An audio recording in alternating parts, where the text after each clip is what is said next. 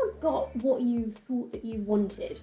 A dream job, a promotion, a pay rise, that sort of thing. And then expected to feel awesome, but instead left feeling a bit empty and confused as to why you didn't feel excited or happy as you thought you might have. Or perhaps you did feel good, but that feeling faded away faster than you were expecting. Well, what if the secret to getting what you really wanted was simpler than what you thought? That doesn't mean that it's necessarily easier, just simpler. So hi, I'm 𝗬𝗂𝗯𝗲. I'm the founder of a leadership consultancy called POP, and since 2021 I've helped thousands of leaders from companies like these build awareness in what they needed to do in order to get unstuck. In this episode, I am sharing a short video from a recent workshop I ran introducing a framework that I call the success pyramid. Plus I'm going to share a personal story about what I've learned from getting everything that I wanted and then feeling like I just mentioned.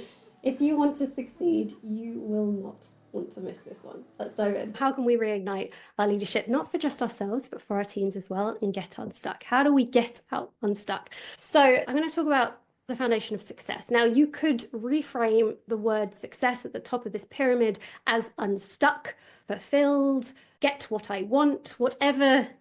That's where we're heading. The thing we want is at the top, right?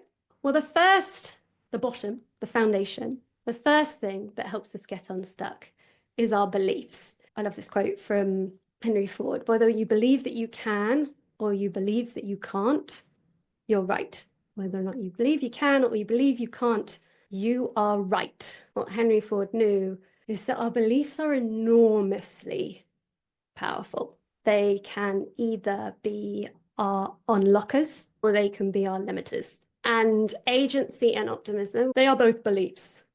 Our belief that we are able to influence the situation where we are, and our belief that things will get better. They are both beliefs. Now, if we go back to that story that I had about wanting a category leadership position, my belief was that there was no Lucy at the table, and I did not see any change. And why would that be? It doesn't exist. Why couldn't it exist? My coach helped me see was that the leadership is the art of influence.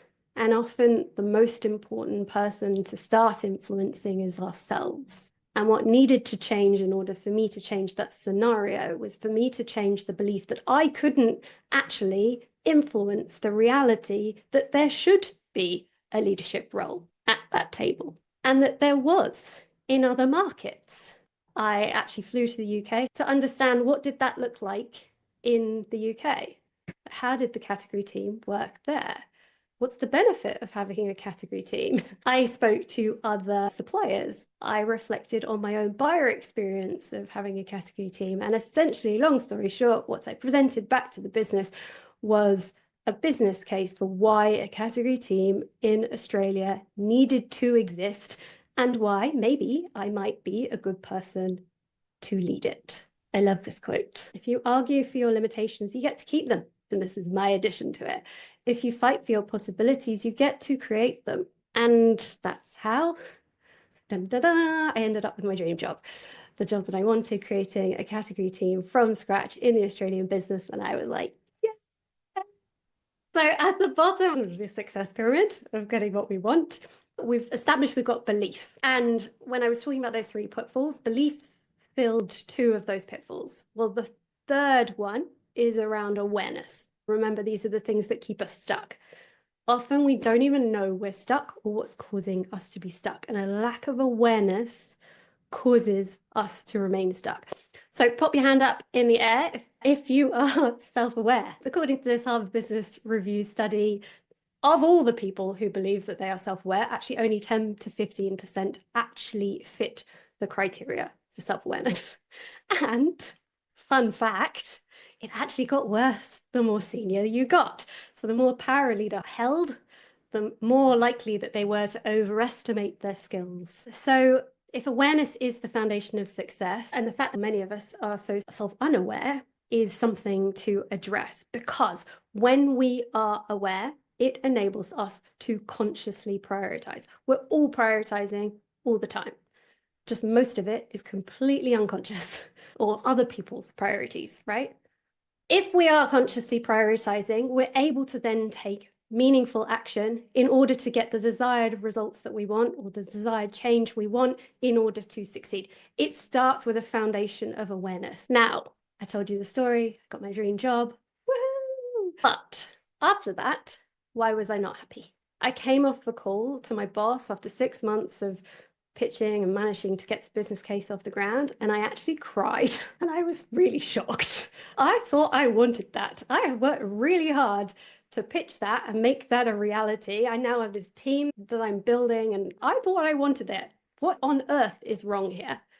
I got the title, the team, I was living by the beach in Australia, what a life, I had an amazing partner, and I just couldn't work out what was missing. And that whole experience taught me probably the most important lesson that I'll ever learn, which is that no external success, no external thing is going to make us feel happy or fulfilled long term.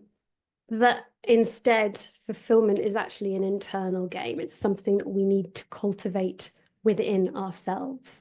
And that I needed to go back to basics and to understand and build an awareness of what would drive that for me, because it wasn't what I thought it was. I needed to build awareness so that I could focus my agency and optimism in the areas that were going to matter most. So we know it all starts with awareness. Not necessarily easy to build always, but super vital to focus on the things that really matter. If you want to explore what that might be for you, then I'm going to invite you to join our upcoming Leaders at Last masterclass. The link's going to be below for you to register. But if you want to keep learning, then I recommend checking out this little video next here, or it might be here, I'm not sure where it'll be.